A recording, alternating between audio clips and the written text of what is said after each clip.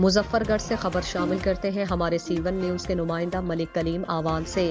District police officer Muzaffargarh Tariq Wilayat की हिदायत के मुताबिक रिजवान खान DSP सदर सर्कल की हिदायत पर SHO थाना रुहेला वाली असगर काशिफ का अपनी team Hamza Ghafoor sub inspector के हमरा जराइम पेशा अफराद के खिलाफ क्रैकडाउन जारी। District police officer Muzaffargarh Tariq Wilayat की पॉलिसी पर अमल करते हुए SHO थाना रुहेला वाली असगर काशिफ ने अपनी टीम के हमरा कार्रवाई करते हुए कुछ अर्सा कबल दर्ज होने वाली चोरी की FIR 30/22 में जदीद टेक्नोलॉजी की मदद से